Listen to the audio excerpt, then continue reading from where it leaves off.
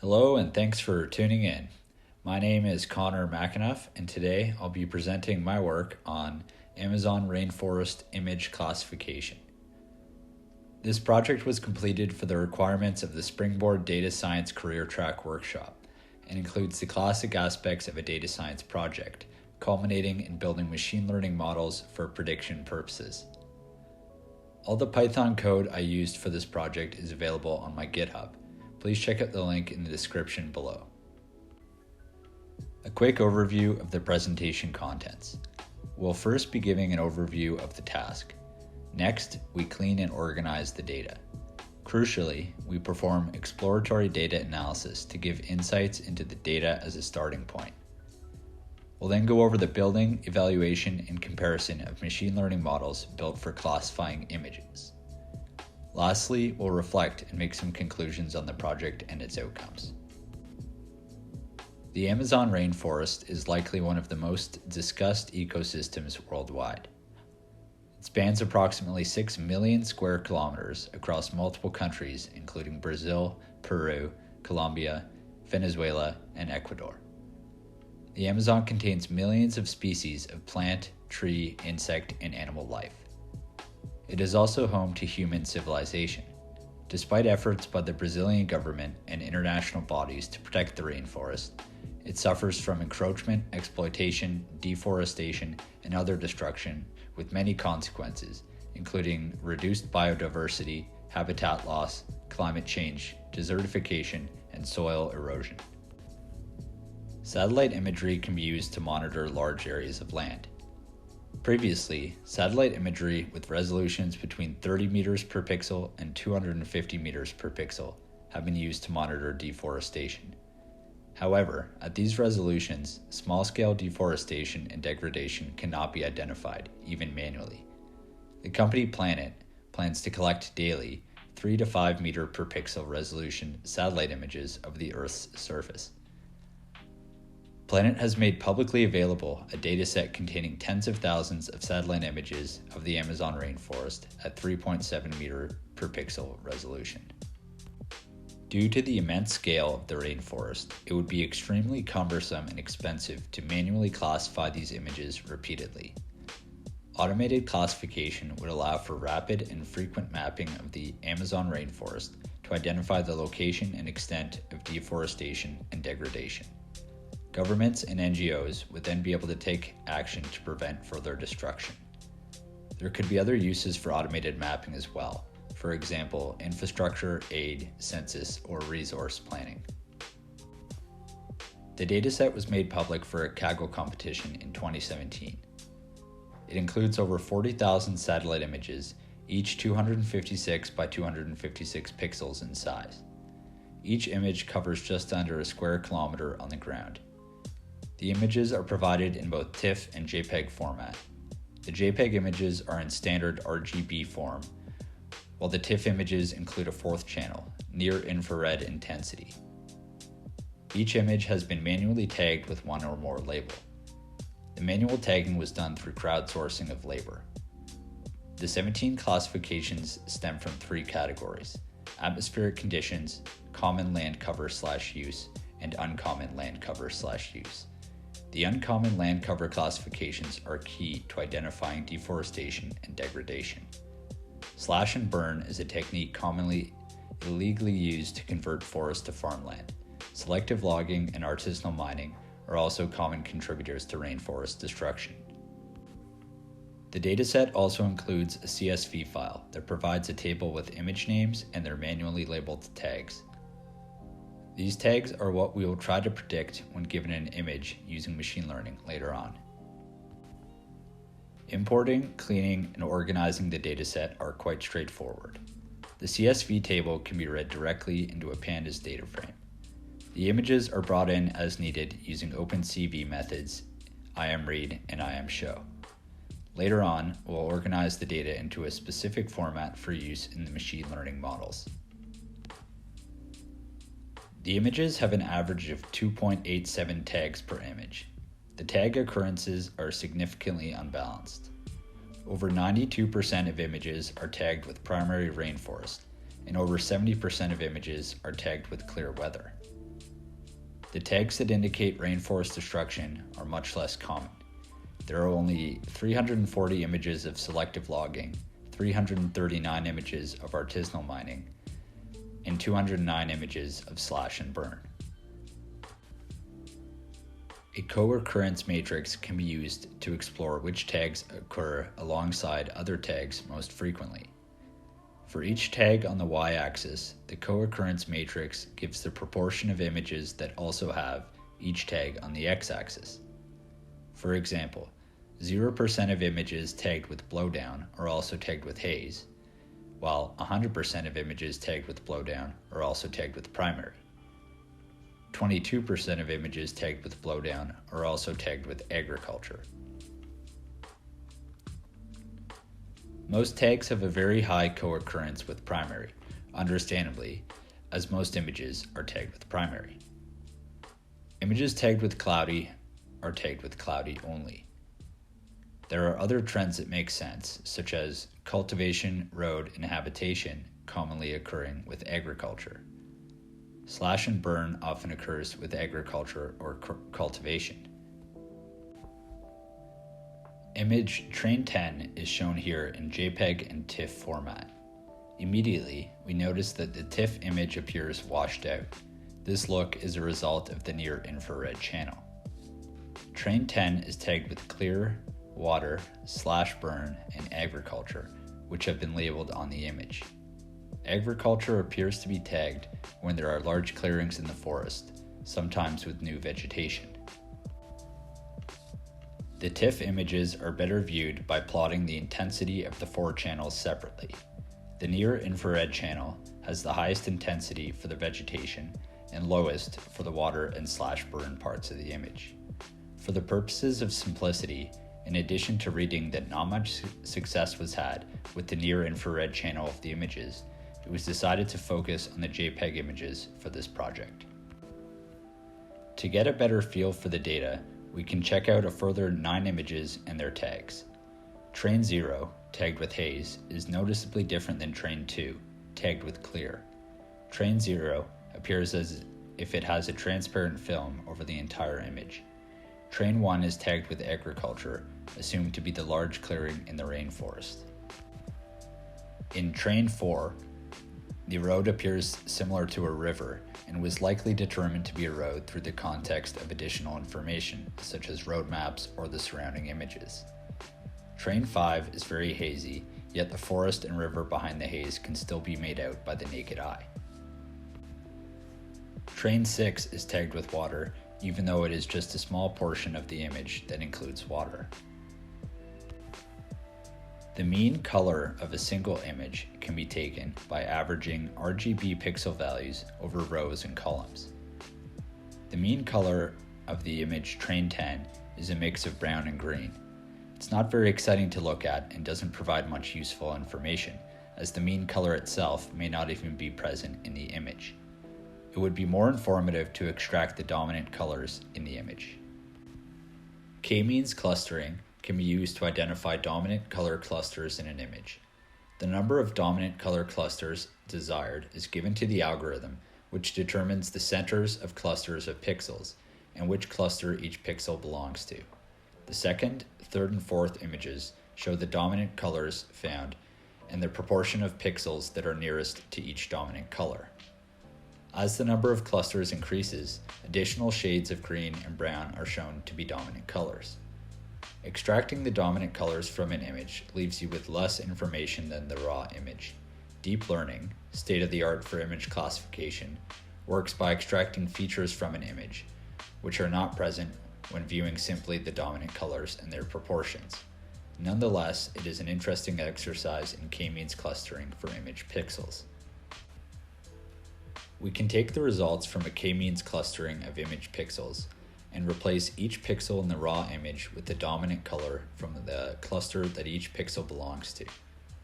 As the number of clusters increases, so does the detail in the image. Using 30 clusters, the dominant color image is essentially indistinguishable from the raw image when viewed.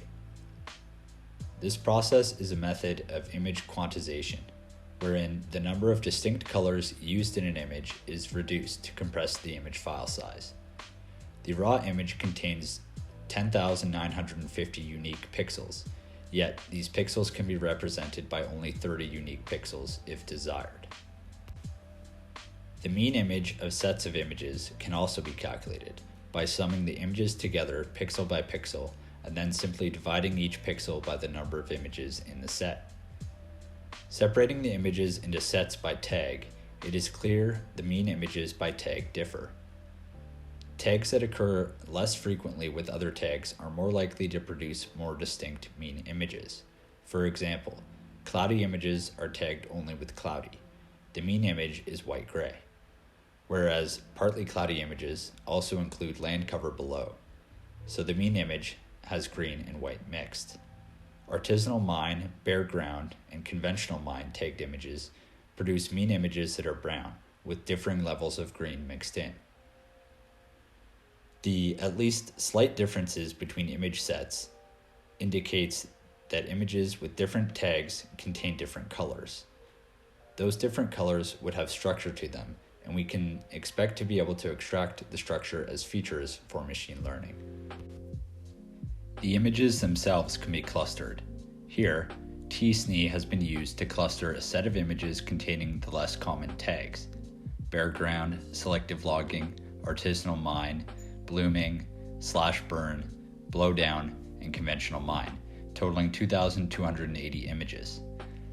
Plotting the images themselves makes it difficult to spot clusters due to obstructions. The images viewed as points paints a clearer picture. The points have also been colored according to the less common tag associated with it. There are clear clusters but also a significant level of noise. Surrounding the clusters are images of tags that do not belong to any cluster. Let's take a closer look. Images with the tag bare ground are shown as blue points. The bare ground images are clustered in 3 locations, including a group that includes selective logging images. Images with tag artisanal mine are shown as yellow points. These images are not well clustered, but are partially clustered alongside bare ground images. Images tagged with blowdown, shown as green points, are loosely grouped at one location and also prevalent throughout the space. Images tagged with blooming, shown as purple points, are grouped in 2 locations. Images tagged with selective logging, shown as pink points, are grouped in the largest cluster that also contains many other images. We would not expect these images to be able to be clustered perfectly.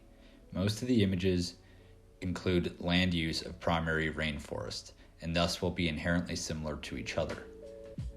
If images could be clustered perfectly using tsne, deep learning would not be needed to be used as state-of-the-art for image classification. Regardless, we can see that there are definite partial similarities for images with the same less common tag.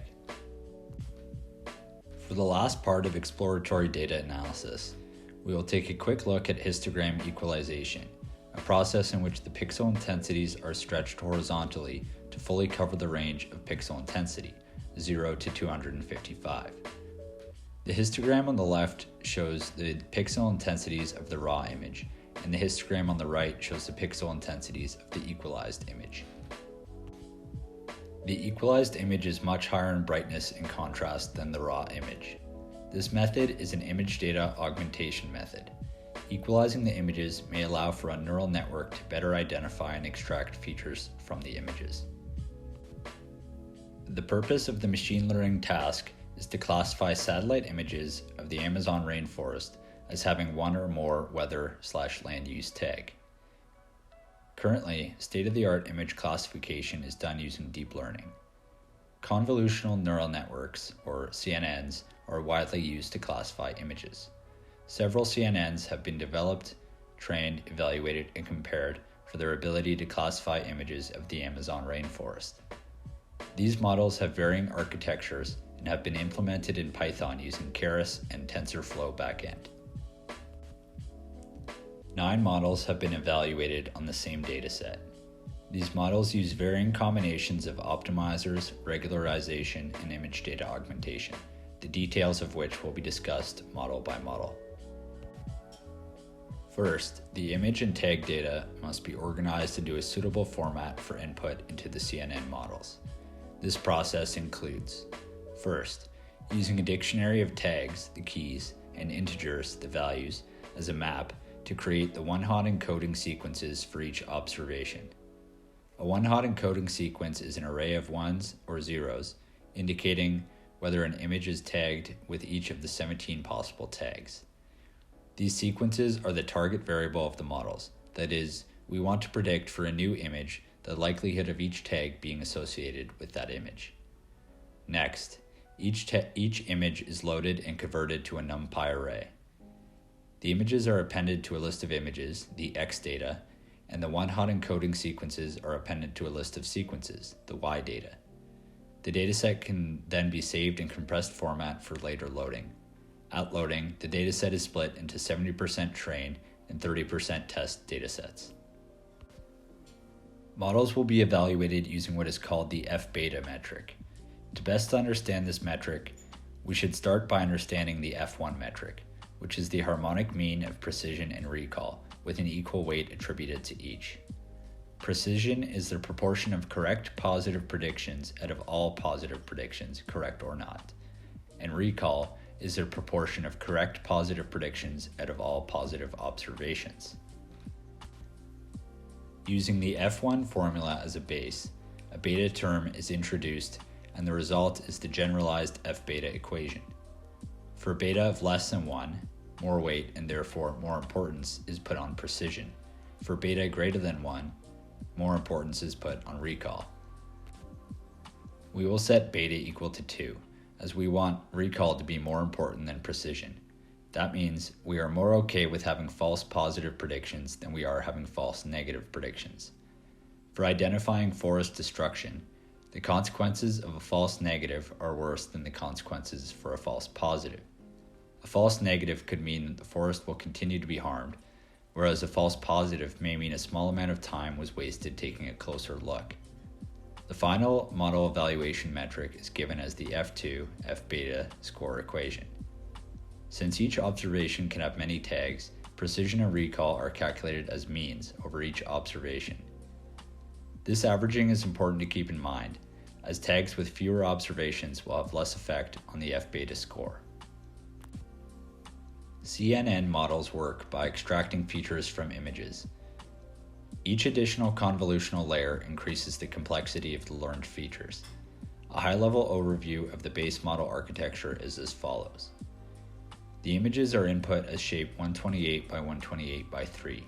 The images were downsampled from 256 by 256 pixels to allow for more efficient training. There are 3 sets of 2 convolutional layers that involve increasing amounts of 3 by 3 filters. All convolutional layers include ReLU activation and HE weight initialization.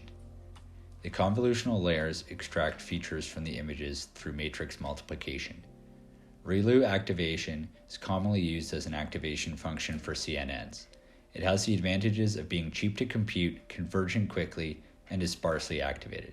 Sparsity results in concise models that have better predictive power and less overfitting.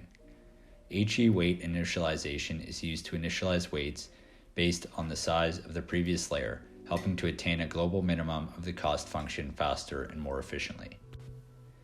Each of the convolutional layer sets are followed by max pooling layers. These layers reduce the spatial size of the convolved features. Max pooling returns the maximum value from the portion of the image covered by the max pooling kernel. It is commonly used in image classification as opposed to average pooling.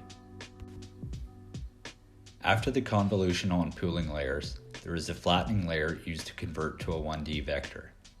Next, a fully connected layer is needed to take the results from the convolutional and pooling process and use them to classify an image as having certain labels. Lastly, the output layer gives the predictions themselves. An array of shape 17 for the 17 possible tags is output, with each value corresponding to the probability of a certain tag being present in the image.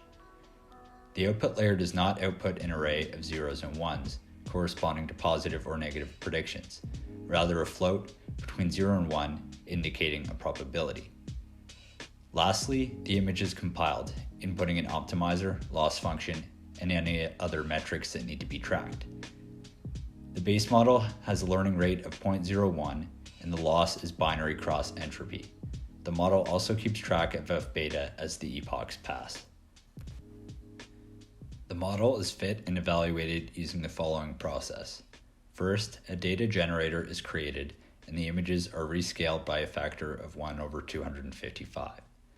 Next, the data generator is used to create train and test iterators. We'll use a batch size of 128. Next, the model is fit for a set number of epochs. Lastly, the fit model is evaluated for loss in f beta on the test dataset. The base model was run for 50 epochs. It achieved its maximum f beta and minimum loss at approximately 10 epochs. The test f beta is 0.822. Dropout regularization is used to reduce overfitting. After each convolutional layer set, 20% of the inputs are dropped, and after the fully connected layer, 50% of inputs are dropped. This process simulates a single model having many network architectures, similar to the use of ensemble models. The dropout model was run for 200 epochs. It achieved its maximum f beta and minimum loss at approximately 50 epochs. The test f beta is 0.855, an improvement over the base model. Image data augmentation is used to artificially increase the size of the training dataset by creating modified versions of the raw images. The trained data generator is told to randomly flip and rotate the train images, allowing the model to extract features in different orientations. This process also acts as a regularization method. The dropout model is run for 200 epochs. It achieved its maximum f beta and minimum loss at approximately 150 epochs. The test f beta is 0.878, an improvement over the base and dropout models. The Atom optimizer implements an adaptive learning rate. Standard stochastic gradient descent optimization generally uses a constant learning rate or a decaying learning rate. The Atom optimizer allows for the learning rate of each network weight to be adapted as learning unfolds. The optimizer is computationally efficient and well suited for problems that are large in terms of data and/or parameters, as well as problems that are very noisy and/or have sparse parameters. The Atom model was run for 50 epochs. It achieved its maximum f beta and minimum loss at approximately 7 epochs. The test f beta is 0.845, an improvement over the base model. Transfer learning involves using all or parts of a model pre-trained on a similar task. The VGG16 model achieved top results in the ImageNet Photo Classification Challenge at the time it was trained. The model can be loaded and modified to be able to classify images from the Amazon Rainforest dataset. The original fully connected layer that interprets the convolution and pooling process was replaced to make predictions for our purposes. The data generator must also be modified to know the mean pixel values of the ImageNet training dataset, as the model expects the images to be centered. The transfer model was run for 25 epochs. It achieved its maximum f beta and minimum loss at approximately 7 epochs. The test f beta is 0.878, an improvement over all previous models. It bests the augmentation model by just 0.001. Here, we compare the results from the previously discussed models in addition to a few more models that combine different optimizer, regularization, and augmentation strategies. The best performing models in terms of f beta are the augmentation, Atom optimizer, with augmentation, and transfer learning models. The issue with using a single metric for evaluating models is that the results can be misleading.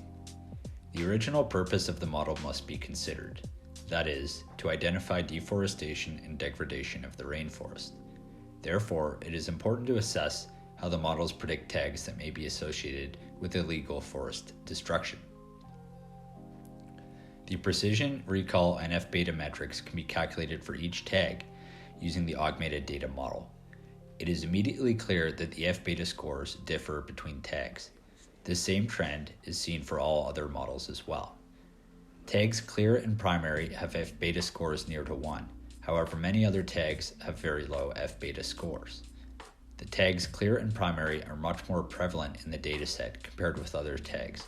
and so their consistently correct prediction has a large effect on the F-beta score, as it is averaged over all observations.